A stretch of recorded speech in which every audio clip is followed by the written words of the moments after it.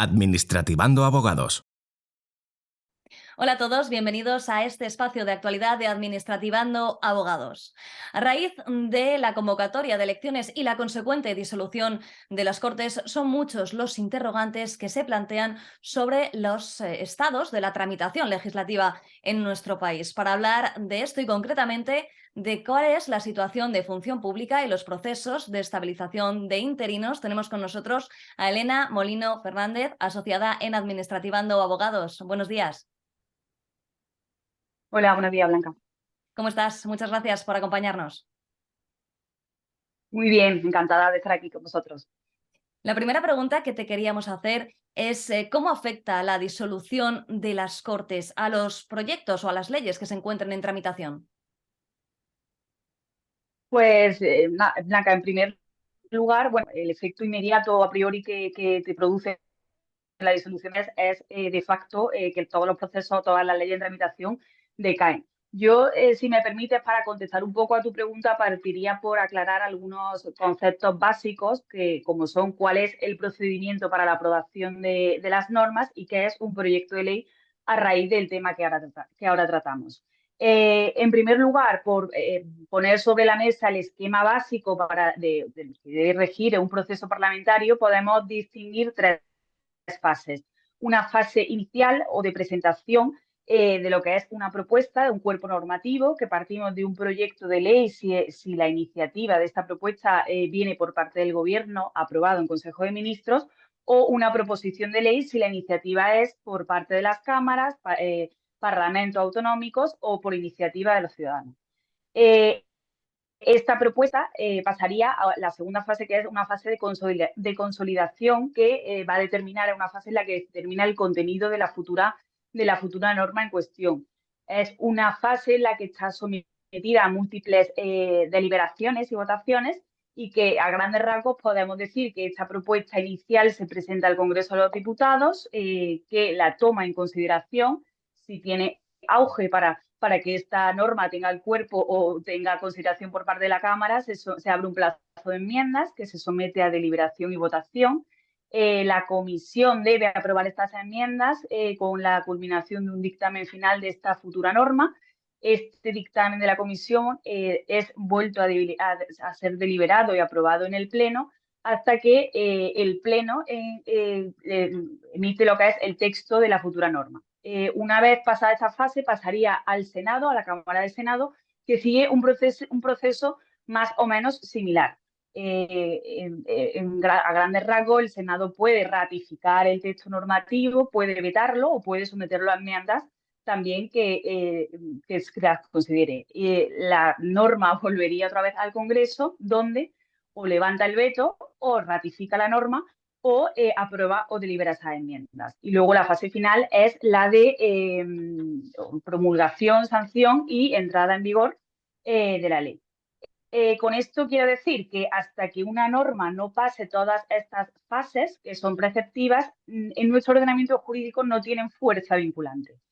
A raíz y al hilo de la pregunta que me hacías, el proyecto de ley y el tema que ahora tratamos en concreto, la disolución de las Cortes implicaría que este proyecto de ley, la interrupción inmediata y la caducidad del proceso, lo que implica volver a empezar de cero toda la tramitación de la norma. Entonces, podemos decir que el anteproyecto que es de función pública que se aprobó por el Consejo de Ministros en diciembre del año 2022 podría quedar totalmente sin efectos. Efectivamente. Partimos, teniendo en mente este esquema, partimos que el proyecto de ley o el proyecto de ley no deja de ser una propuesta normativa, que es un cuerpo normativo que desarrolla un programa, pero que debe ser sometido a todas las fases de aprobación y deliberación. Este proyecto en cuestión es una propuesta que hizo el Gobierno, que se ofreció dentro de un plan de recuperación, transformación y resiliencia, como para canalizar los fondos europeos respecto a la reparación de los daños causados por el COVID-19.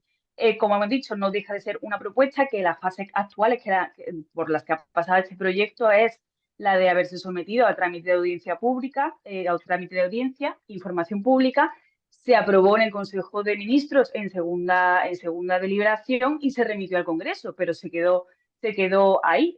La remisión al Congreso fue el pasado mes de marzo de 2023 y la disolución de las Cortes implica que carece ahora mismo este proyecto de fuerza vinculante y, por tanto, ahora mismo habría caducado este proyecto. Entonces entendemos que ahora mismo se nos plantean dos vías. Por un lado, si se mantiene el gobierno, esto podría continuar en la siguiente legislatura, se entiende, pero ¿qué sucedería si cambiase el gobierno?